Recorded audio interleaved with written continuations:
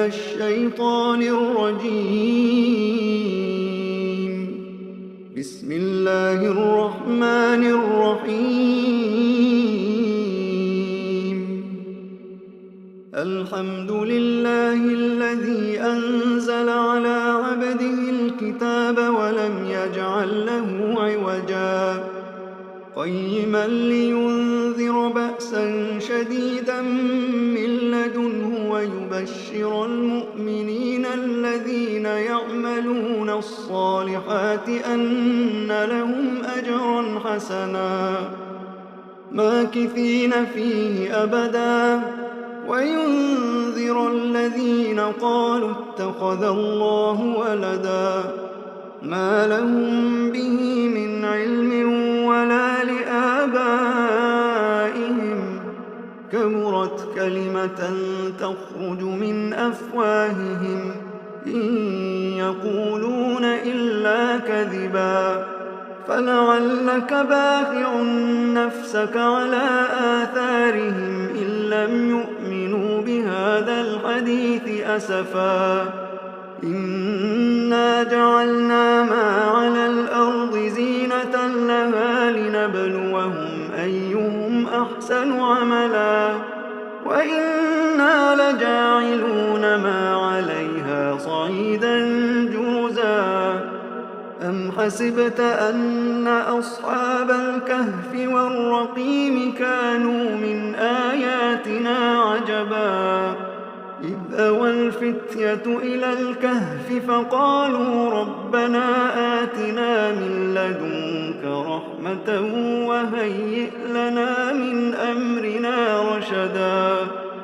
فضربنا على آذانهم في الكهف سنين عددا ثم بعثناهم لنعلم أي الحزبين أحصى لما لبثوا أمدا نحن نقص عليك نبأهم بالحق إنهم فتية آمنوا بربهم وزدناهم هدى وربطنا على قلوبهم إذ قاموا فقالوا ربنا رب السماوات والأرض لن ندعو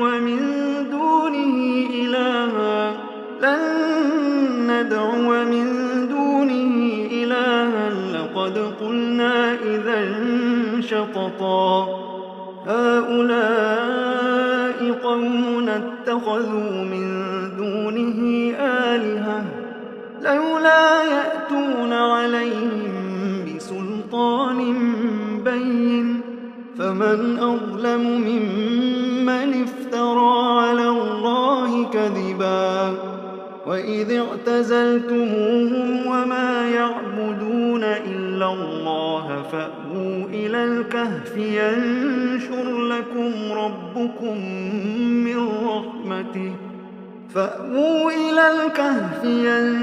لكم ربكم من رحمته ويهيئ لكم من أمركم مرفقا وترى الشمس إذا طلعت تزاور عن كهفهم ذات اليمين وإذا غربت تقرضهم ذات الشمال وهم في فجوة منه ذلك من آيات الله من يهد الله فهو المهتد ومن يضلل فلن تجد له وليا مرشدا وتحسبهم أيقاظا وهم رقود ونقلبهم ذات اليمين وذات الشمال وكلبهم باسط ذراعيه بالوصيد لو اطلعت عليهم لوليت منهم فرارا ولملئت منهم رعبا وكذلك بعثناهم ليتساءلوا بينهم قال قائل منهم كم لبثتم؟ قالوا لبثنا يوما أو بعض يوم. قالوا ربكم أعلم بما لبثتم فابعثوا أحدكم بورقكم هذه إلى المدينة فلينظر أيها أزكى طعاما فليأتكم برزق منه وليتلطف ولا يشعرن بكم أحدا. إنهم إن يظهروا عليكم يرجموكم أو يعيدوكم في ملتهم ولن تفلحوا إذن أبدا. وكذلك أعثرنا عليهم ليعلموا أن وعد الله حق وأن الساعة لا ريب فيها إذ يتنازعون بينهم أمرهم فقالوا بنوا عليهم بنيانا ربهم أعلم بهم. قال الذين غلبوا على أمرهم لنتخذن عليهم مسجدا.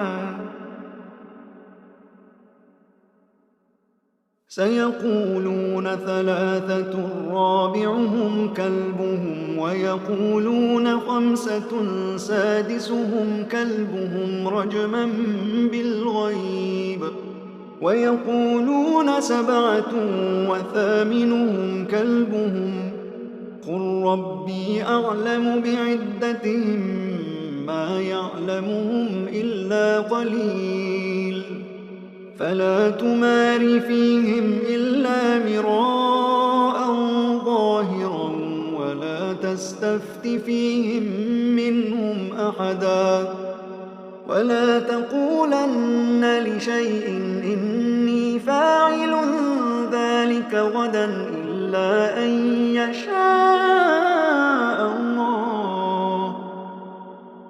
واذكر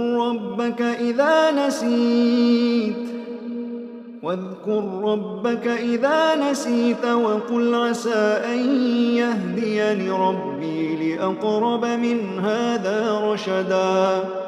ولبثوا في كهفهم 300 سنين وازدادوا 9 قل الله أعلم بما لبثوا له غيب السماوات والأرض أبصر به وأسمع ما لهم من دونه من ولي ولا يشرك في حكمه أحدا. واتل ما أوحي إليك من كتاب ربك لا مبدل لكلماته ولن تجد من دونه ملتحدا. واصبر نفسك مع الذين يدعون ربهم بالغداة والعشي يريدون وجهه ولا تعد عيناك عنهم تريد زينة الحياة الدنيا ولا تطع من أغفلنا قلبه عن ذكرنا واتبع هواه وكان أمره فرطا. وقل الحق من ربكم فمن شاء فليؤمن ومن شاء فليكفر. إنا أعتدنا للظالمين نارا أحاط بهم سرادقها وإن يستغيثوا يغاثوا بماء كالمهل يشوي الوجوه بئس الشراب وساءت مرتفقا. إن الذين آمنوا وعملوا الصالحات إنا لا نضيع أجر من أحسن عملا أولئك لهم جنات عدن تجري من تحتهم الأنهار يحلون فيها من أساور من ذهب ويلبسون ثيابا خضرا من سندس واستبرق ويلبسون ثيابا خضرا من سندس وإستبرق متكئين فيها على الأرائك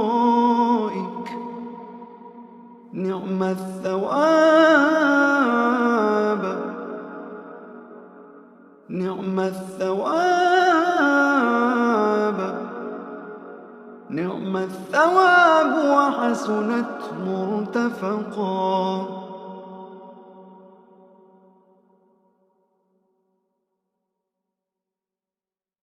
واضرب لهم مثلا الرجلين جعلنا لأحدهما جنتين من أعناب وحففناهما بنخل وجعلنا بينهما زرعا كلتا الجنتين آتت أكلها ولم تظلم منه شيئا وفجرنا خلالهما نهرا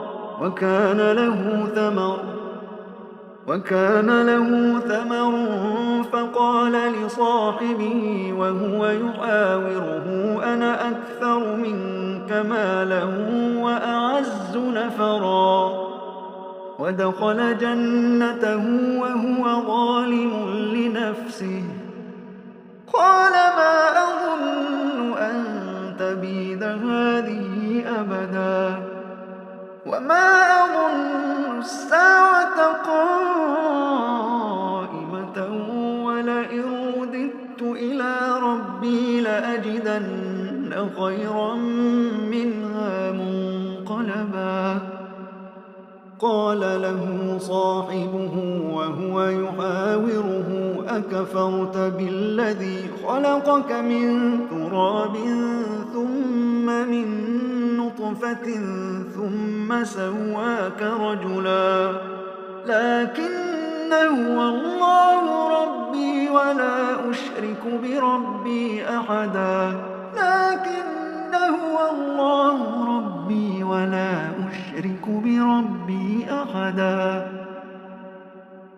ولولا إذ دخلت جنتك قلت ما شاء الله لا قوة إلا بالله إن ترني أنا أقل منك مالا وولدا فعسى ربي أن يؤتيني خيرا من جنتك ويرسل عليها حسبانا من السماء فتصبح صعيدا زلقا أو يصبح ماؤها غورا فلن تستطيع له طلبا وأحيط بثمره فأصبح يقلب كفيه على ما أنفق فيها وهي خاوية على عروشها ويقول يا ليتني لم أشرك بربي أحدا ولم تكن له فئة ينصرونه من دون الله وما كان منتصرا هنالك الولاية لله الحق هو خير ثوابا وخير عقبا. واضرب لهم مثل الحياة الدنيا كماء أنزلناه من السماء فاختلط به نبات الأرض فأصبح هشيما تذروه الرياح وكان الله على كل شيء مقتدرا. المال والبنون زينة الحياة الدنيا والباقيات الصالحات خير عند ربك ثوابا وخير أملا. ويوم نسير الجبال وترى الأرض بارزة وحشرناهم فلم نغادر منهم أحدا وعرضوا على ربك صفا لقد جئتمونا كما خلقناكم أول مرة بل زعمتم أن لن نجعل لكم موعدا. ووضع الكتاب فترى المجرمين مشفقين مما فيه ويقولون يا ويلتنا ما لهذا الكتاب لا يغادر صغيرة ولا كبيرة إلا أحصاها ووجدوا ما عملوا حاضرا ولا يظلم ربك أحدا. وإذ قلنا للملائكة اسجدوا لآدم فسجدوا إلا إبليس كان من الجن ففسق عن أمر ربه. أفتتخذونه وذريته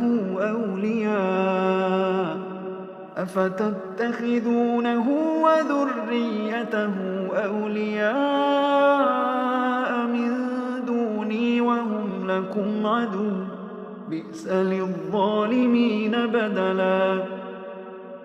ما أشهدتهم خلق السماوات والأرض ولا خلق أنفسهم وما كنت متخذ المضلين عضدا. ويوم يقول نادوا شركائي الذين زعمتم فدعوهم فلم يستجيبوا لهم وجعلنا بينهم موبقا. ورأى المجرمون النار فظنوا أنهم مواقعوها ولم يجدوا عنها مصرفا. ولقد صرفنا في هذا القرآن للناس من كل مثل وكان الإنسان أكثر شيء جدلا. وما منع الناس أن يؤمنوا إذ جاءهم الهدى ويستغفروا ربهم إلا أن تأتيهم سنة الأولين أو يأتيهم العذاب قبلا. وما نرسل المرسلين إلا مبشرين ومنذرين ويجادل الذين كفروا بالباطل ليدحضوا به الحق واتخذوا آياتي وما أنذروا هزوا. ومن أظلم ممن ذكر بآيات ربه فأعرض عنها ونسي ما قدمت يداه.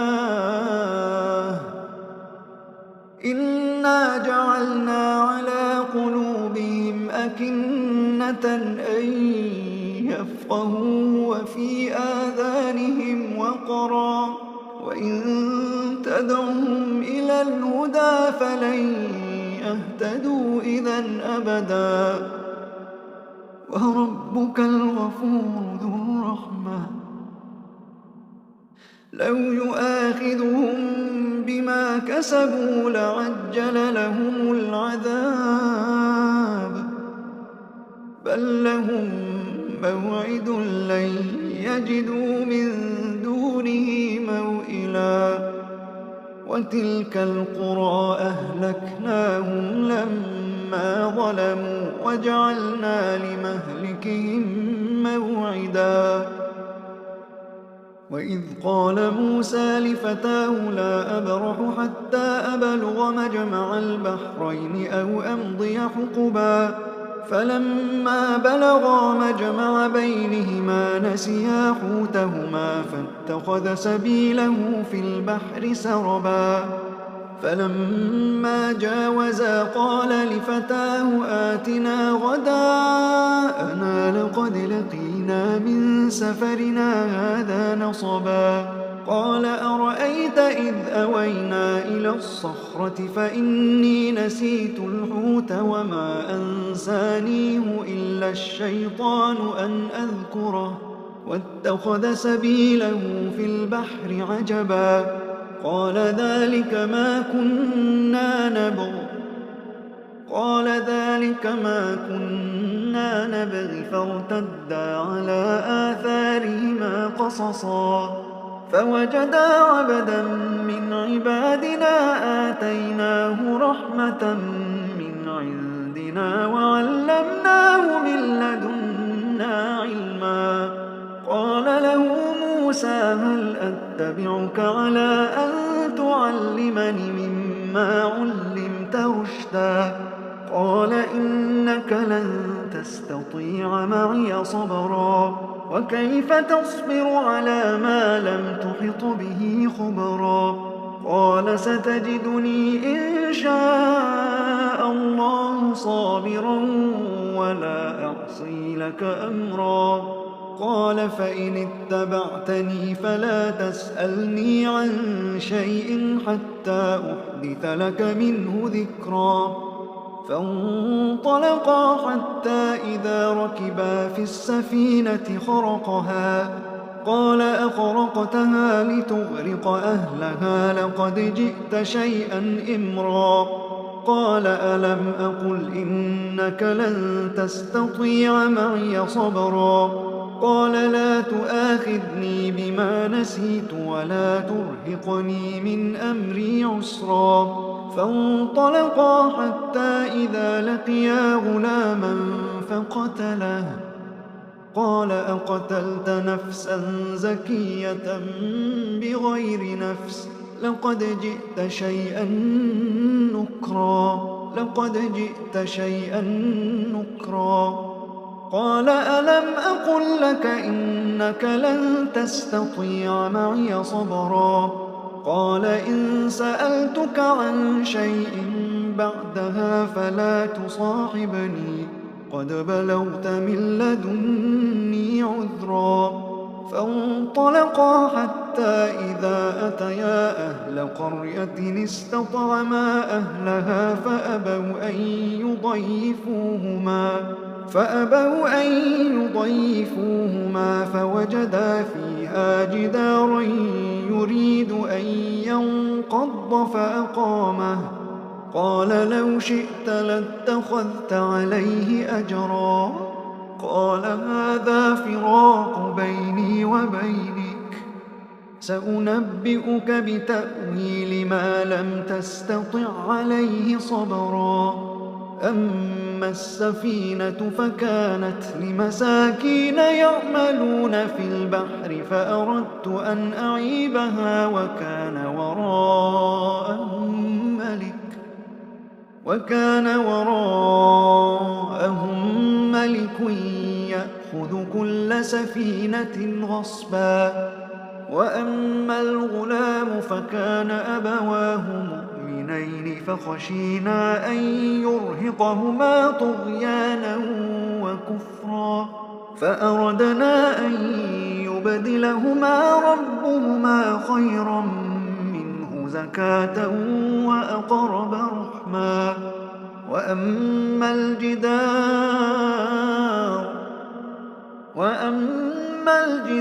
فكان لغلامين يتيمين في المدينة وكان تحته كنز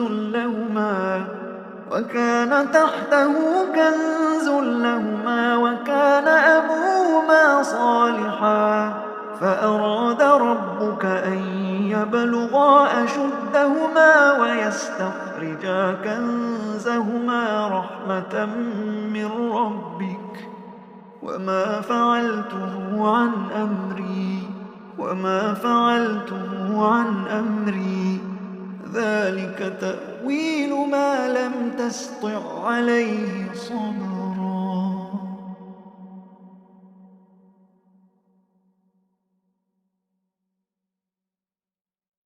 ويسألونك عن ذي القرنين قل سأتلو عليكم منه ذكرا إنا مكنا له في الأرض وآتيناه من كل شيء سببا فأتبع سببا حتى إذا بلغ مغرب الشمس وجدها تغرب في عين حمئة ووجد عندها قوما.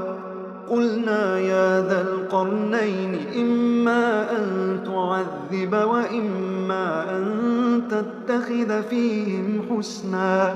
قال أما من ظلم فسوف نعذبه ثم يرد إلى ربه فيعذبه عذابا نكرا. وأما من آمن وعمل صالحا فله جزاء الحسنى وسنقول له من أمرنا يسرا. ثم أتبع سببا حتى إذا بلغ مطلع الشمس وجدها تطلع على قوم لم نجعل لهم من دونها سترا. كذلك وقد أحطنا بما لديه خبرا. ثم أتبع سببا حتى إذا بلغ بين السدين وجد من دونهما قوما لا يكادون يفقهون قولا. قالوا يا ذا القرنين إن يأجوج ومأجوج مفسدون في الأرض فهل نجعل لك خرجا على أن تجعل بيننا وبينهم سدا. قال ما مكني فيه ربي خير فأعينوني بقوة أجعل بينكم وبينهم ردما. آتوني زبر الحديد حتى إذا ساوى بين الصدفين قال انفخوا حتى إذا جعله نارا قال آتوني أفرغ عليه قطرا. فما استطاعوا أن يظهروه وما استطاعوا له نقبا. قال هذا رحمة من ربي فإذا جاء وعد ربي جعله دكاء وكان وعد ربي حقا. وتركنا بعضهم يومئذ يموج في بعض ونفخ في الصور فجمعناهم جمعا. وعرضنا جهنم يومئذ للكافرين عرضا. الذين كانت أعينهم في غطاء عن ذكري وكانوا لا يستطيعون سمعا. أفحسب الذين كفروا أن يتخذوا عبادي من دوني أولياء إنا أعتدنا جهنم للكافرين نزلا. قل هل ننبئكم بالأخسرين أعمالا الذين ضل سعيهم في الحياة الدنيا وهم يحسبون أنهم يحسنون صنعا. أولئك الذين كفروا بآيات ربهم ولقائه